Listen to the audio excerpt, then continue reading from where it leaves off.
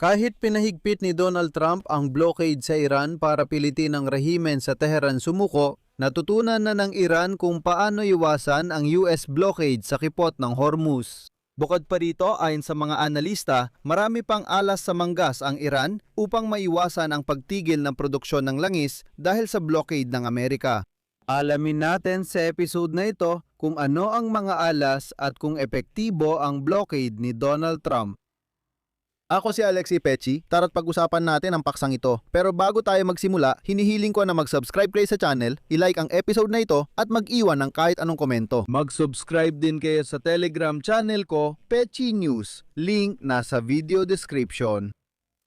Magsisimula ako sa balita na si Donald Trump, presidente ng Estados Unidos, ay hindi nasiyahan sa alok ng kapayapaan ng Tehran. Naniniwala siyang wasak na ang mga institusyong pampamahalaan ng Iran at naghahanap na ng bagong lider ang rehimen. Sabi niya, wala na raw matalino para sa mga posisyon. Hinula ni Trump ang pagbagsak ng rehimen dahil sa blockade at hindi na makapag-produce ng langis ang Iran dahil wala na silang mapaglalagyan nito. Sa madaling salita, iyon ang sinabi ni Donald Trump at aalamin natin kung totoo ito. Kasabay nito sa planong ipinasa sa mga tagapamagitan mula Pakistan. Iminungkahi ng Iran sa Estados Unidos na magkasundo muna sa tigil putukan at muling pagbukas ng transportasyon at paglalayag ng mga barko mula Persian Gulf, habang pansamantalang isantabi ang usapin sa nuclear program ng Iran. Siyempre, hindi ito katanggap-tanggap sa Washington at sa ngayon ay hindi pa nagmamadali ang Iran na sumuko. Noong Martes, sinabi ng isang kinatawan ng sandatahang lakas ng Iran na hindi tinuturing ng Islamikong Republika na tapos na ang digmaang ito. Gayunpaman, bilang tugon, sinabi ni Trump na di umano'y nakiusap at nagmamakaawa ang panig ng Iran sa Estados Unidos na alisin ang blokadang pandagat laban sa kanila, lalo na sa mga pantalan. CP. Kaka-inform lang ng Iran na sila ay nasa kolonisasyon. Gusto nilang agad nating buksan ang kipot ng Hormuz habang inaayos nila ang sitwasyon sa pamunuan na sigurado akong kaya nila. Ngunit sa gitna nito, iniulat ng tagapagsalita ng pamahalaan ng Iran na si Fatemeh Mohajerani na ginagamit na ng Tehran ang mga hilagang, silangang at kanlurang koridor ng kalakalan upang maneutralisa ang epekto ng blockade. Parang sinasabi nila, oo, nakablock ang kipot ng Hormuz, pero may iba na kaming ruta. Pero hindi pa yon ang lahat.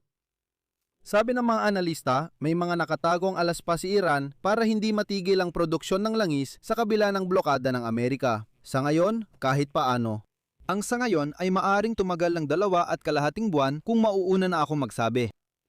Dapat nating maintindihan na hindi basta-basta ang pagtaya ni Trump sa blokada. Ang langis ang pundasyon ng ekonomiya ng Iran at umaasa si Pangulong Trump na sa pagharang ng export na magdudulot ng paghinto ng produksyon, mapipilit ang magbigay ng konsesyon ang Iran. Gayunpaman, may karagdagang imbakan ng Iran at sinusubukan din ng Iran na makalusot ng ilang bakanteng tanker sa blokada para mag-imbak ng langis habang may blokada. Posible pang kayanin ng Iran ang ganitong presyon sa ngayon dahil may mapaglalagyan pa sila ng langis. Maaring makaapekto ang kalagayan ng oil infrastructure ng Iran sa estratehiya ng rehimen dahil isa itong dead end. Ang sitwasyon sa kipot ng Hormuz ay nadudulot ng problemang pampolitika para kay Donald Trump, hindi para sa Iran. Ang ideya ng Iran ay palipasin na ang problema ni Trump kahit pamalugi sila. Naiintindihan nilang problema ito, posibleng mabawasan ang produksyon, walang export o kung meron man, hindi na kasing dami dati. Problema ito, pero pati kay Trump, kaya tingnan kung sino ang unang susuko. Pinaalala ng mga analyst na may karanasan ang Iran sa pag-iipon ng langis noong krisis ng COVID-19. Dapat ding bigyang pansin ang bakantang espasyo sa ibang pasilidad at ang mga pagsisikap na palawakin ang mga alternatibong pasilidad sa imbakan at pag-export sa nakalipas na 10 taon. Dito na mga kaibigan, nagsisimula ang pinakakapanapanabik. Paalala, noong kalagitnaan ng Abril nang nagsimula ang blockade, sinabi ng White House na sapat ang reserba ng Iran para mapanatili ang produksyon ng 2 linggo. Ang sabi nila, makakapag-produce pa raw sila ng langis ng 2 linggo, tapos na, bagsak na. Noon, tinangkang gawing 2 linggo lang ni Trump ang tigil putukan. Sabi nila, bakit pa magpatuloy sa pambobomba? Sa loob ng 2 linggo, wala nang malalagyan ang langis ng Iran at kusa silang susuko. Noong Abril 27, sinabi ni Donald Trump na maaring hindi kayanin ng oil pipeline ng Iran ang pressure kung tigil ang export ng langis at basta na lang puputok ang mga ito. Heto ang sinabi ni Trump. Kapag isinara ang linyang ito at hindi mo na mailagay ang langis sa container o barko, sasabog ang linya mula sa loob. Kung may mangyari, basta na lang itong sasabog. Sinasabi nila na may 3 araw na lang ang Iran bago ito mangyari. Sinabi niya ito noong ika-27 ng Abril ng umaga, kaya bukas, ika-30 ng Abril at matatapos na ang palugit na yon. Ayon sa hula ni Trump, dapat sumabog ang oil pipeline sa Iran dahil sa pressure, pero hindi ito nangyari. Hanggang ngayon, wala pang sumabog doon.